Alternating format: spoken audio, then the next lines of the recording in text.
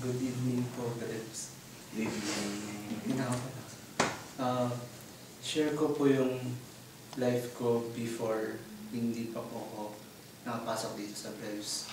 Bali, parang continuation po siya ng story ko last. Kasi po, when I was elementary pa lang po, nakwento ko naman po paano ko na-pamper paano ko naalagaan ng kapatid ko at saka ng parents ko. So, may special attention po talaga sa akin nun. Then, I entered high school life po. Nag-exam po ako sa SLU at sa UB. Ay, sa UB tuloy sa... school. Basta sa SLU po. Kasi dun po ako na-enroll. Kasi po si Kuya dun din po siya nag-high school. So, dun talaga gusto nila. Nakapasa po ako ng science section. Pero, after po ng first year ko, sa sobrang kalokohan ko po, magkakat po ako ng classes, cutting classes po, punta ako ng computer shop sa taas po, yung malapit sa inyo, malapit kay Langon po. Tapos, yun po, natanggal ako ng science section, nag-summer pa ako ng Filipino. So, sobrang kalokohan ko nun. Nagalit po si mama nun sa akin kasi ang sanay po ako yung tinuturuan po ako nung elementary ako. Then, pinatigil niya po ako ng 1 year nun. Baka daw po hindi kasi ako ready kasi nga po yung operation ko, inaantok po ako palagi sa klase. Then, pinasok niya po ako sa Don Bosco nung second year para malapit lang daw po sa bahay. Tapos, pwedeng walking distance pag pupunta. Ganun pa rin po yung nangyari. Mas maraming computer shop sa Trampoville, mas maraming time din ako nag-cut ng classes. Tapos, yun po, puro kalokohan, uuwi ako alas 10 ng gabi, kasama ko mga kaibigan ko, ganun po.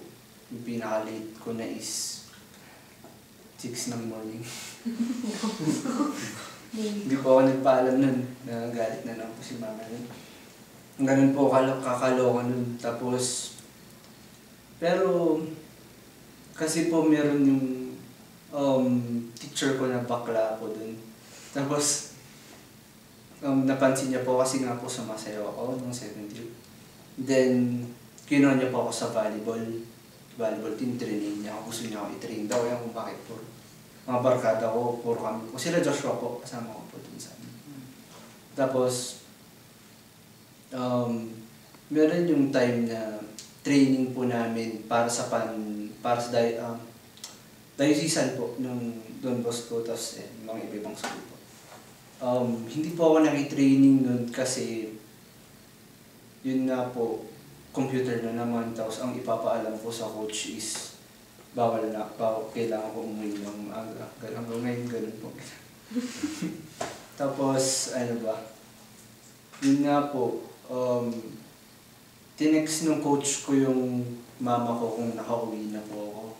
Sabi niya, Mrs. Pablo, kasi yung anak niyo po, si Rafael, hindi po siya pumapasok. Tapos, hindi na po siya nakikitraining, pero pinayagan po kasi ako mag-training ni mama. Then, doon po nagalit na naman si mama. Pinatigil niya ako mag-volleyball ng 1 taon po, bali second year po yun. Third year, hindi na po ako nag-volleyball. Fourth year, pinahawak ako ng dance troupe ng Don Bosco. Di nag-president po ako ng dance troupe doon. Tapos, nung first 2 months po na in-approve yung dance troupe, syempre po active ako. Then napapansin ko, parang papractice kami para sa wala. Ganun po. Ganun naman po, tatakas na naman ako, mag-computer na naman po. Tapos, yun naman po,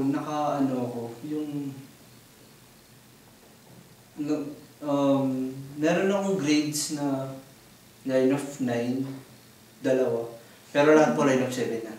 Ganun po. Kumbaga yung PE at saka English ko lang po yung line of 9 po. Tapos, for line of 7, pasang 75 po, ganun. Siguro po, then, nag-college na po ako. So, hindi po ako sanay na, parang ang kinapitan ko lang po kasi nung high school ako, yung coach ko nga po. Kasi parang gustong-gusto niya sa akin.